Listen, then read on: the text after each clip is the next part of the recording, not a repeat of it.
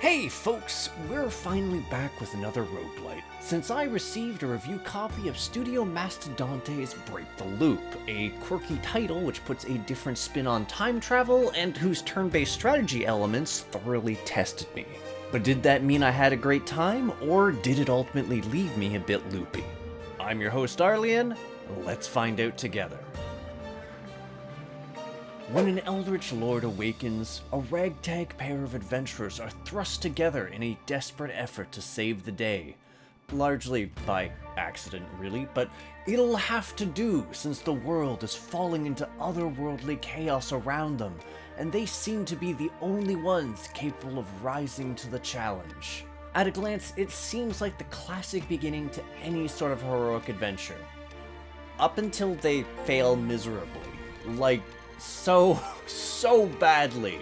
Really, it's almost like a speedrun for fumbling salvation and losing all hope. And thus the world comes to an end.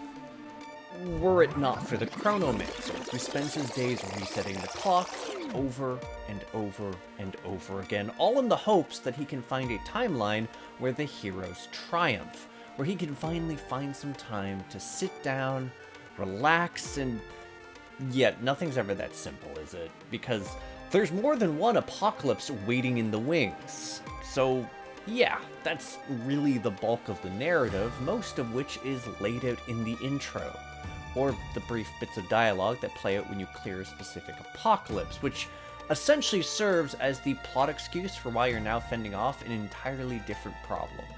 And honestly, that's fine. It does its job well enough and doesn't take itself seriously or make any sort of lofty promises, allowing the player to instead focus on the gameplay. And there is a bit to go over here since it took me a while to learn the ropes without even taking into account its New Game Plus. But yeah, Break the Loop is a turn-based strategy title which challenges players to avert one of 3 apocalyptic scenarios with a small band of heroes. And right from the get-go, that introduces a major strategic decision. You can only bring a quartet of characters with you, specifically one from each of the 4 role archetypes.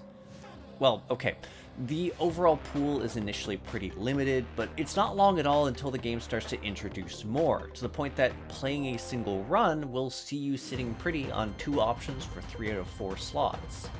And that's where things pick up, since you really get the chance to delve into the characters' kits, which all have a fair amount to learn and master, whether for the sake of creating synergies with other characters or countering mechanics specifically to a given apocalypse.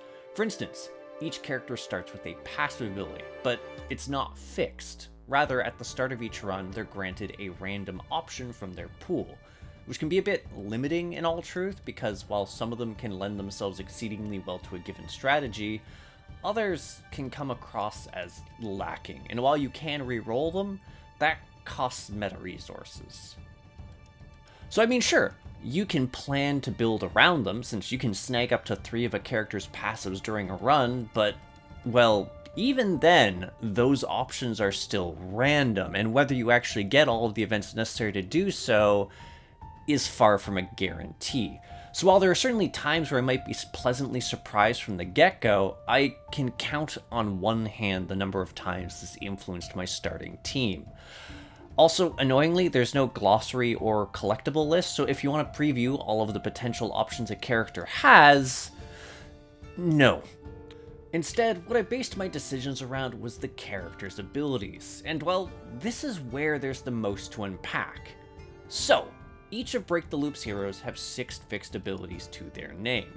3 of these are their bread and butter options, abilities they can use at any time, providing a fairly diverse range of options that are always available, and a means of building up that character's meter, which I should note is required for your other 3 abilities, with each one needing more than the last. Which sounds simple enough, but there's a decent degree of nuance even when figuring out an individual's kit. Take Ellison, for instance, a swordwoman whose kit basically reads like do-it-yourself arson delivered via stabbing. While fundamentally hit things and burn is simple enough, she actually has a few tools which really help her damage take off, with one buffing her for every stack of burn on someone. That said, the ability that really helps to make her a more flexible team pick is her first metered ability, Fluid Combustion, which lets her change any form of dot on an enemy into a cranked up burn. It's a potentially lethal ability if used correctly, but it's also one of those that can lead to anti-synergies too. For instance, Helmet, another character, is a healer who sacrifices his health to heal his allies, and also to dish out hefty bleeds in general. Now, at a glance, this sounds like it would provide plenty of fodder for Ellison, and to be fair, it does. However, it also deprives Helmet of his only means of self-healing, given his associated ability siphons bleed stacks from an enemy to recover himself, so they wind up competing for resources. Instead, I tend to pair him up with Mojo, who's not only the best boy for being a pupper, but also benefits nicely from bleed since it grants him a crit bonus, which in turn lets him proc his exhaustion ability, which in turn, you see where I'm going with this here? There's some teams that you can make that just click together nicely from the outset, and it behooves you to figure them out when you have things like the zombie scenario, where enemies need to be crit killed in order to avoid the fight dragging on, or stable healing for the Eldritch Apocalypse, where enemies retaliate against the characters that kill them through direct damage. It's honestly really neat to fiddle around with, especially if you're trying to avoid timing out during a fight. Which, yeah, that whole timey-wimey thing isn't just relegated to the game's excuse plot. Even during the fights, the clock is ticking down towards the apocalypse, as showcased by the neat little hourglass at the top. What's tricky about this, however, is the fact that it's not going down uniformly, but rather it ticks down relative to the energy cost of a hero's action, and energy needs to be topped up for a character to get their turn again, which makes someone like Ellison, whose moves are largely high energy, a bit of a double-edged sword. I'm sorry. Because she can rapidly run down the clock, especially since her existing time is spent the moment a move is executed rather than after the amount of time has gone by. I'll admit, it took me a bit of time to wrap my head around this, since it didn't make a lot of sense to me that a bunch of people using moves back to back, and thus executing them all in the same time frame, was bottoming out my time, which is part of why I just love Mojo, because he's very, very fast, as is Carmenoid. Anyways, letting the hourglass run out is bad news for two big reasons. First off is the simple fact that you'll lose out on Chromium, a run-specific resource used to fiddle around your route. We'll get into this. That said, the really scary penalty is when you let the red hourglass run out, since it'll slap your entire party with the dephasing debuff, which reduces a character's health by 10%. Basically, stalling fights hurts. Oh, and it sticks to your characters until they're cleansed at a healing event, and they can stack up to 5 times, which gets really painful once you realize that a hero dying also grants them a stack of dephasing, though inversely this does mean that if you lose a character in a fight, you can still count on them in the next encounter, albeit damaged and now nerfed. But yeah, that's largely the basics of combat, which means it's time to talk about the run itself. And I gotta say, it takes a pretty neat approach to the routing. What I mean by this is that instead of being tasked with navigating a fixed grid or set of paths, you're instead provided a set of blank nodes, and it's up to you to choose which eventual encounter and in what order. I mean, yes, there's a few nodes which you'll need to slot in, those being the ones in red. But beyond that, you're granted a surprising degree of flexibility, especially once you factor in node modifiers, such as rush tiles, which add a time-related boon or a handicap, or the corrupted nodes, which tend to be a lot riskier than their peers in exchange for greater rewards. Mixing and matching different types of nodes and events goes a long way towards optimizing your run and even unlocking certain encounters. Something which also highlights the importance of Chromium. Yeah, remember that resource you get for ending fights quickly? Well, there's a few ways to spend it, like re-rolling events or adding more modified nodes. But the one I would always pick was the ability to add another set entirely, because as much as a misstep can scuff a run, if you're building up a nice backlog of Chromium, it goes a long ways towards granting more opportunities to buff up your party, whether through the opportunity to fight an additional set of enemies, to get treasure or healing nodes, as well as just more events. And speaking of events, the way these are handled is pretty unique too. Specifically, the way that they're resolved, since it's not just a matter of choosing between a couple of options. Rather, you're tasked with choosing options provided by your party members, since they have their own particular approaches to problem solving. For instance, during a bear-related boss event, Ellison's option for solving this is to set the woodlands on fire. Honestly, it's a really neat detail since it provides a nice little snapshot of a character's personality and adds yet another strategic element to your choice of party members. As is choosing when to tackle the events, because certain things like the optional scenario mini-bosses can be triggered fairly consistently, and they're definitely the sort of thing you should be prepared for. Though, I guess that also applies to the scenario mini-bosses and bosses as well, since they're fixed, so you'll always know what's coming. And you will definitely need to prepare, given they all have their own distinct quirks, which oftentimes feel ruthless if you aren't forewarned. Like the Totally Not a Beholder, which can outright mind control one of your characters, which not only can mess up team comps that rely too heavily on one specific character, while also putting you in a position where your healing will be taxed, either by your healer getting stolen, or in all likelihood, due to needing to heal your stolen character.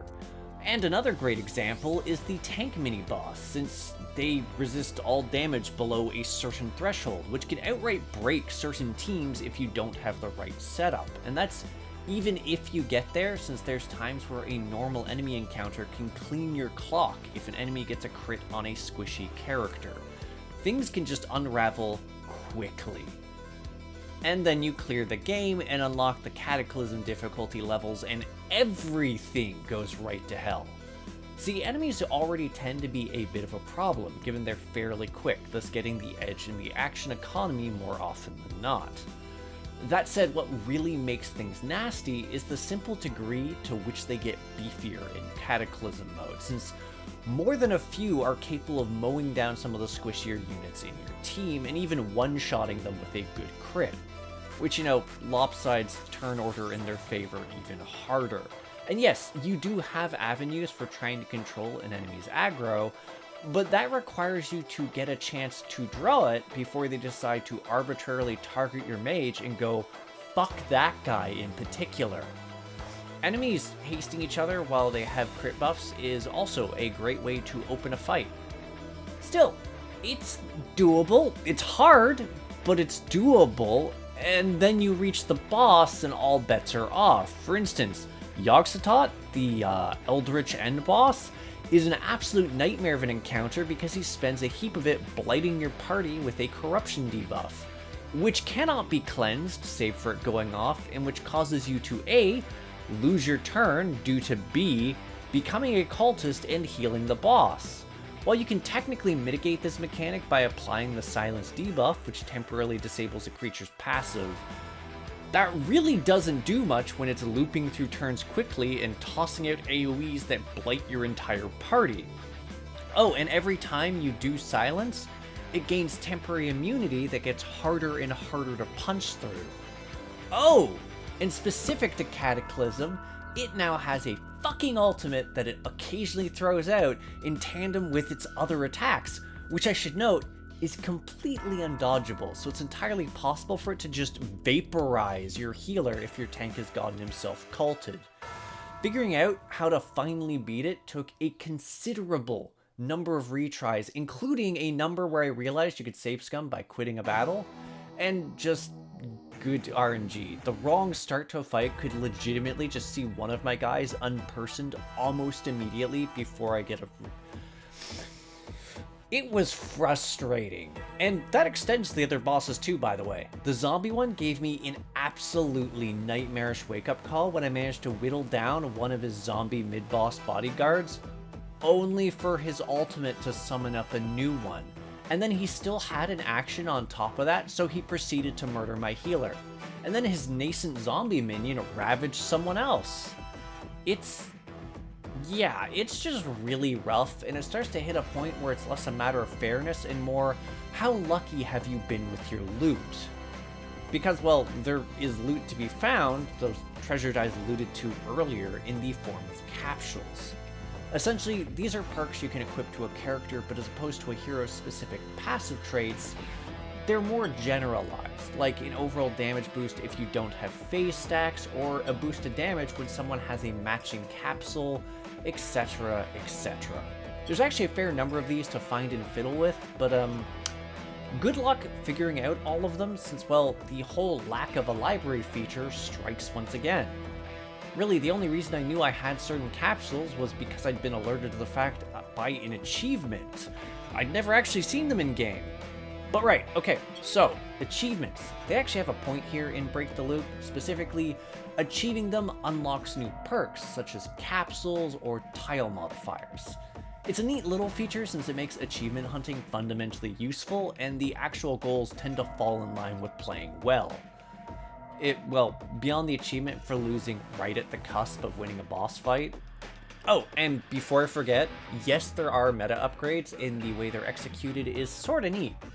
Essentially, at the end of every run, you get a form of chronal currency you can spend on upgrades.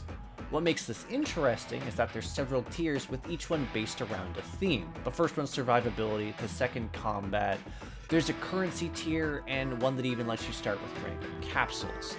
That said, you can only pick one option from every tier, making it sort of a modular system that you can fiddle around with and experiment for like a given comp. Some comps, for instance, are better with dodge, while others might benefit from crit, just as an example. Overall, it's a nifty little system, and while if you find it makes the game too easy, it's one you don't even have to engage with either, since you can disable each tier as you'd like. But yeah, that's the gameplay, so graphics time. And I gotta say, I really do like the game's art style. There's something delightfully cartoonish about the characters and the way that they move and attack. The Chronomancer is a great example, and this vibrancy applies just as much to the enemies you face off against too. On the whole, I really like the designs, and I definitely appreciate that they all had distinct deaths instead of just fading away. And as much as I'm loath to admit it, the boss's ultimate attacks do look cool, even if being on the receiving end is, like, the absolute worst feeling. And the music's a good bit of fun too. All the stuff that's playing during this review, that is the music from this game. None of the tracks ever really overstayed their welcome, with each segment having their own theme as you putzed along. Yeah, there's some bangers here. In any case though, that's Break the Loop, so let's sum things up. And to put it very simply, I really did enjoy my time with it. There's a fair amount of strategic elements to play around with, and exploring the different team compositions in an effort to optimize a path forward was a lot of fun, as was checking out the different permutations of the events in an effort to load up on capsules. And it does a good job of providing each of its three scenarios with distinct identities, as the enemies and their tools and their passives don't really overlap with each other. It just does a very good job of challenging you in ways which require different countermeasures, and I will always appreciate that.